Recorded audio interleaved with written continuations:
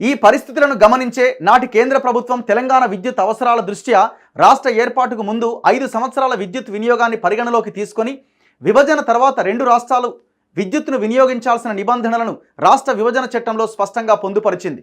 రాష్ట్ర విభజన చట్టం ప్రకారం తెలంగాణకు 53.89%, ఆంధ్రప్రదేశ్కు 46.11% కేటాయించి ఆ విధంగా 10 సంవత్సరాల పాటు విద్యుత్తును వినియోగించుకోవాలి అని నిర్దేశించింది. విభజన చట్టం ప్రకారం తెలంగాణకిచ్చిన కరెంటు ఎంత మాత్రం సరిపోదు. అప్పటి అంటే 2014 వినియోగాన్ని అనుసరించే మనకు దాదాపు 2700 మెగావాట్ల కొరత ఉన్నది. మరోవైపు విభజన చట్టాన్ని ఉల్లంఘించి ఆంధ్రప్రదేశ్ కరెంటు సరఫరాను ఎగవేయడం వల్ల 1500 మెగావాట్లు, గ్యాస్ ఆధారిత విద్యుత్ రాకపోవడం వల్ల 900 మెగావాట్లు కలిపి మరో 2400 మెగావాట్ల లోటు ఏర్పడ్డది.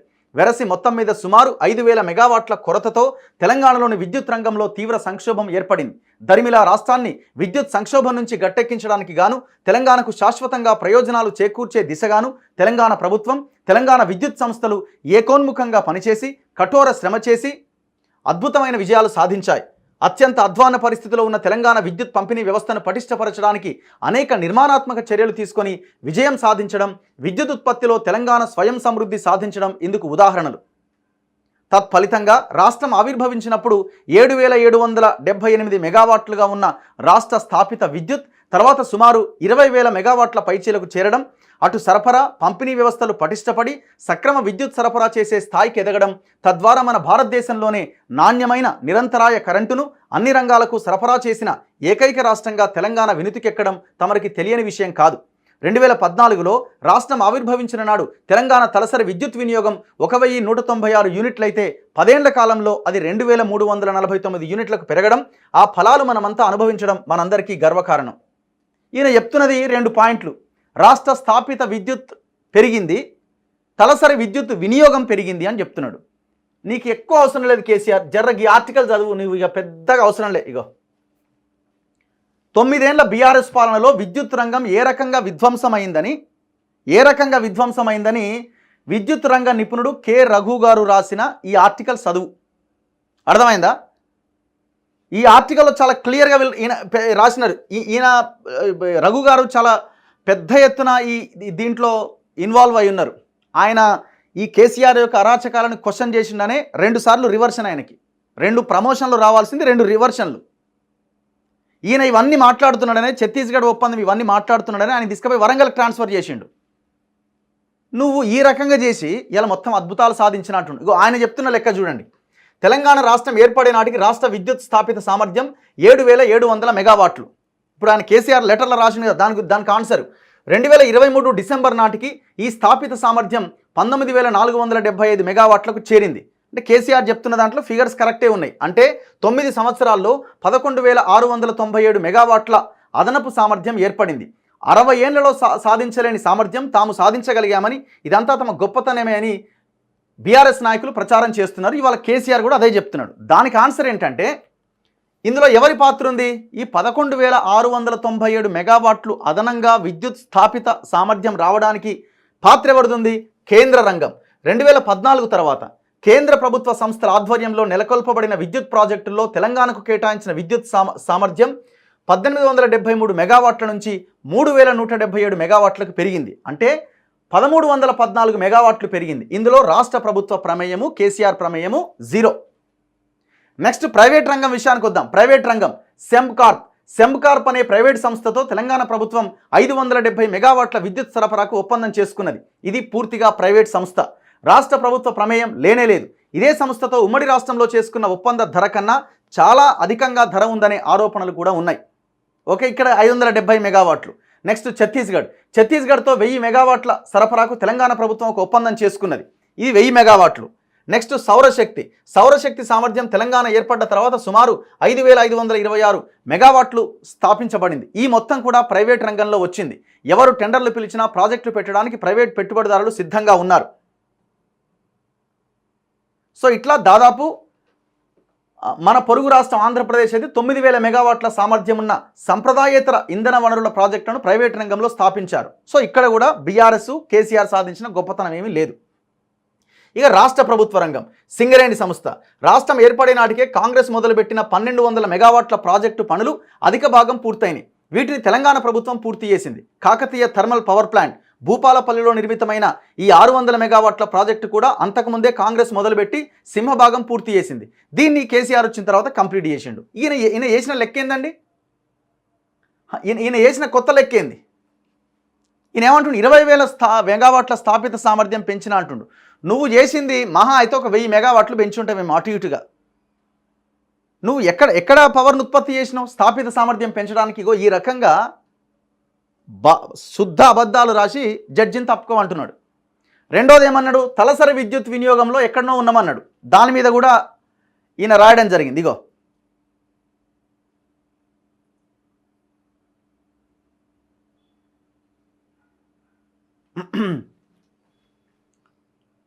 సో ఓవరాల్గా చూసినా కూడా తలసరి విద్యుత్ వినియోగంలో మన స్థానం ఎక్కడుందయా అంటే 10వ స్థానంలో ఉన్నాం మనం.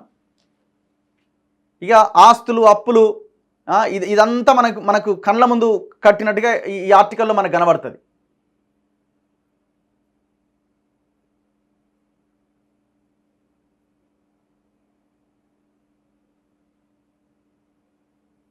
సో ఈ లెటర్లో ఇంకా ముఖ్య అంశాలు ఎక్కడుంది అది?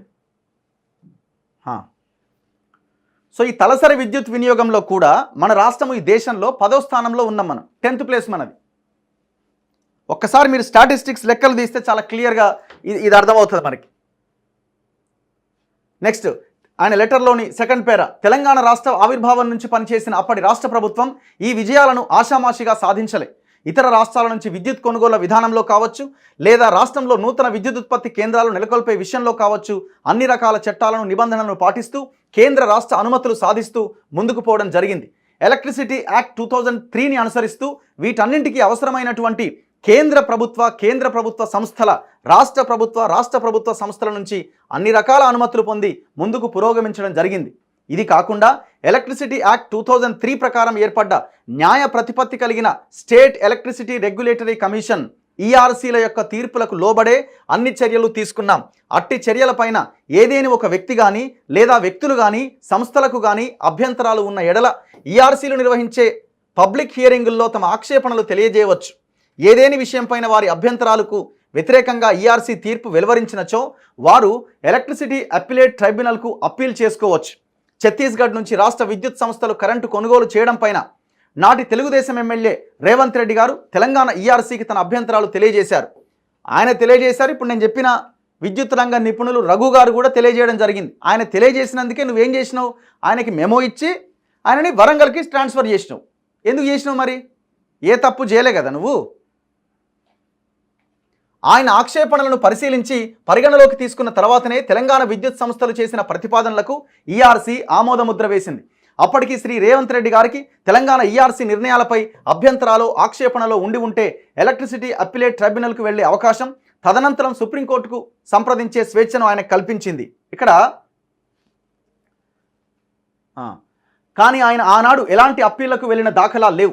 ఇటీవల రాష్ట్రంలో జరిగిన రాజకీయ మార్పుల కారణంగా శ్రీ రేవంత్ రెడ్డి గారు రాష్ట్ర ముఖ్యమంత్రిగా బాధ్యతలు స్వీకరించారు. తదనంతరం శ్రీ రేవంత్ రెడ్డి గారి ప్రభుత్వం గొప్ప విద్యుత్ విజయాలు సాధించిన గత ప్రభుత్వాన్ని దురుద్దేశాలు ఆపాదిస్తూ శాసనసభలో శ్వేతపత్రాలు విడుదల చేయడం జరిగింది. మరి ఎందుకు రాలే చర్చకు?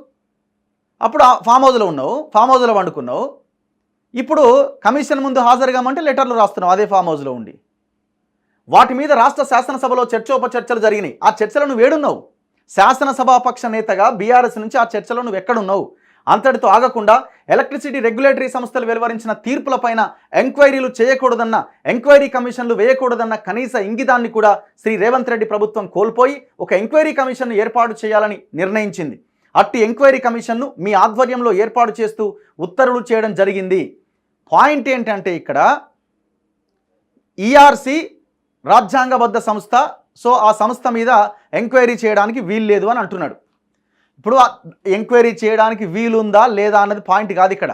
నువ్వు తప్పు చేసినావా లేదా, నీ హయాంలో తప్పు జరిగిందా లేదా అన్నది ఇక్కడ పాయింట్. సరే, ఇప్పుడు ఈఆర్సీ చైర్మన్ ఎవరండి? కేసీఆర్ చెప్పాలి సమాధానం. ఈఆర్సీ చైర్మన్ ఎవరండి? ERC chairman Tanniru Srirangarao. సరే, ఆయన రాజ్యాంగబద్ధ హోదాలో ఉన్నాడు కాబట్టి ఆయనకి మనం రెస్పెక్ట్ ఇస్తాం. ఈ పవర్ బిల్లులు పెంచే విషయంలో, మోటార్లకు మీటర్లు పెట్టాలి అన్న విషయంలో ఎవరండి కేసీఆర్కి డిస్కమ్లకు లెటర్ రాసింది? కేసీఆర్ పొద్దున్న లేస్తే బీజేపీని అంటాడు కదా, మోటార్లకు మీటర్లు పెట్టమన్నారు, మోటార్లకు మీటర్లు పెట్టమన్నారని. మోటార్లకు మీటర్లు పెట్టమని లెటర్ రాసిందే శ్రీరంగారావు.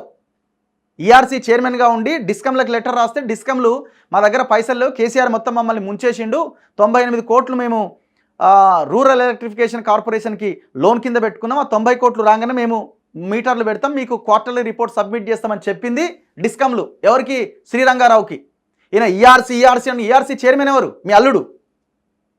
ఎట్లా వచ్చినాయి నిర్ణయాలన్నీ మీకు అనుకూలంగా?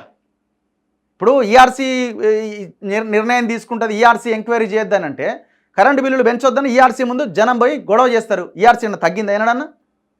మీరు ఏదనుకుంటే ఆ నిర్ణయం అక్కడ జరిగిపోద్ది. ఇదేదో పెద్ద ఇదైనట్టు ఏదో రాకెట్ సైన్స్ లాగా ఈయన ఏదో దాని మీద ఎంక్వైరీలు చేయొద్దు. అసలు ఈఆర్సీ పరిధిలో జరిగిన నిర్ణయాలన్నీ, ఈఆర్సీ పరిధి కాకుండా జరిగిన నిర్ణయాలన్నీ 90% నిర్ణయాలు నువ్వే తీసుకున్నావు అక్కడ. హైకోర్టు మాజీ ప్రధాన న్యాయమూర్తిగా వ్యవహరించిన మీరు న్యాయ ప్రాధికార సంస్థలైన ఈఆర్సీలు వెలువరించిన తీర్పులపైన ఎంక్వైరీ కమిషన్ ఏర్పాటు చేయడం చట్టవిరుద్ధమని ప్రభుత్వానికి సూచించకుండా బాధ్యతలు స్వీకరించడం విచారకరం. తర్వాత మీరు చట్టవిరుద్ధంగా విచారణ ప్రారంభించి అనేక విషయాలను సమగ్రంగా పరిశీలించకుండానే, పరిగణలోకి తీసుకోకుండానే 11/6/2024 నాడు పత్రికా విలేకరుల సమావేశం నిర్వహించి పలు అంశాలపైన అసంబద్ధమైన వ్యాఖ్యలు చేశారు. అట్టి విషయాలను నేను ఆక్షేపిస్తూ నా అభ్యంతరాలు మీకు తెలియజేస్తున్నా. ఒక విషయం గమనించండి, జ్యుడిషియల్ కమిషన్ ఎంక్వైరీ అంటే బహిరంగ విచారణ కూడా చేయడానికి వాళ్ళకి అధికారం ఉంటుంది. ఏ విధంగానైనా వాళ్ళు ఎంక్వైరీ చేయొచ్చు, బహిరంగ విచారణ చేయొచ్చు, ప్రెస్ మీట్ పెట్టొచ్చు, విలేకరుల ద్వారా సమాచారం సేకరించవచ్చు. ఈ సిటిజన్ ఏ వ్యక్తి నుంచి అయినా కమిషన్కి సమాచారం సేకరించే హక్కు వాళ్ళకు ఉంటుంది. బహిరంగ విచారణ కూడా పెట్టొచ్చు. ఒక గ్రామంలోకి వెళ్ళి బహిరంగంగా విచారణ చేయొచ్చు. నీకు తెలియదు